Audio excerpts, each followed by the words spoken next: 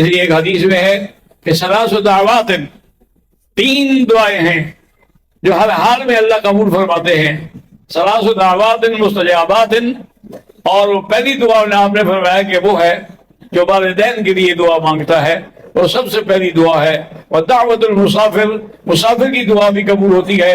ودعوت المظلوم، اور جو مظلوم ہے اس کی دعا بھی قبول ہوتی ہے. تو لہٰذا ان دعاؤں کے بارے میں بھی آدمی خیال رکھے. ایک آدمی آیا، اس نے کہا کہ یا رسول اللہ، والدین کی زندگی میں تو میں نے جو خدمت کرنی تھی کی ہے، لیکن اب وہ فوت ہو گئے ہیں، تو کیا ان کی موت کے بعد بھی میں ان سے کوئی بھلائی کر سکتا ہوں؟ تو حضور نے فرمایا کہ ہاں کر سکتے ہو، کہ ان کے لیے دعائیں مانگو، نمازیں پڑھو، اللہ کا ذکر کرو، ان کو ثواب پہنچاؤ، ان کے لیے حج کرو، ان کے لیے عمرہ کرو، ان کے لیے قربانیاں کرو، تو یہ ثواب بھی ان کو ملتا رہتا ہے.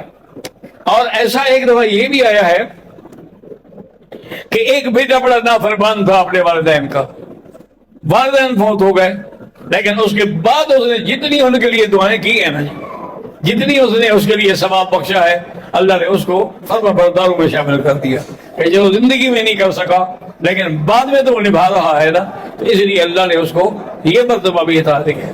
اسی طرح ایک کتاب ہے قبسات، اس میں آتا ہے کہ حضرت علقمہ رضی اللہ تعالیٰ عنہ کی موت کا وقت تھا، صحابہ وہی موجود تھے، وہ کلمہ پڑھانے کی کوشش کرتے لیکن حضرت کی زبان نہیں کھل رہی تھی.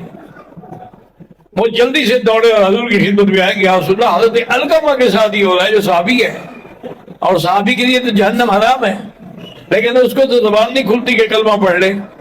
آپ نے فرمایا اچھا میں چلتا ہوں، اس کا کوئی ماں باپ، اس نے کہا ماں زندہ ہے، فرمایا لے آؤ. حضرت وہاں پہنچے، دیکھا کہ واقعی اس کیفیت میں ہے، اس کی والدہ بھی آ گئی. آپ نے فرمایا بی بی کیا تم علقمہ سے راضی ہو یا ناراض ہو؟ انہوں نے کہا حضرت میں بڑی ناراض ہوں. آپ نے فرمایا کیا ناراضگی کی وجہ کیا ہے؟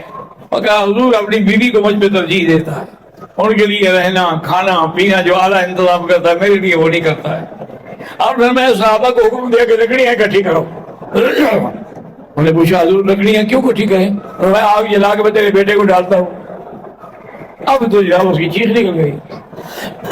اس نے کہا اس کی وجہ کیا ہے؟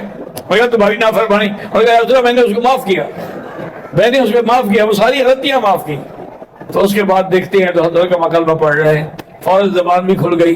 حضور صلی اللہ علیہ وسلم کی اس طریقے سے تنبیہ سے وہ بھی جلدی راستے پہ آ گئی. اللہ کہتے ہوئے چلو جی میں نہیں مانتی، یہ ذاتی معاملہ ہے، یہ کوئی دین کا معاملہ تو ہے نہیں. لیکن حضور صلی اللہ چونکہ حکیم الاسلام بھی ہیں، حکیم الامت بھی ہیں، آپ نے ایسا طریقہ اختیار کیا کہ اس کی تو چیخیں نکل گئی، میرے سامنے میرا بیٹا جلایا جائے. تو بہرحال کوشش یہی کیا کریں کہ اللہ تبارک و تعالیٰ آپ کو بھی اور ہر مسلمان کو اپنے والدین کی فرما برداری کی توفیق عطا فرمائے.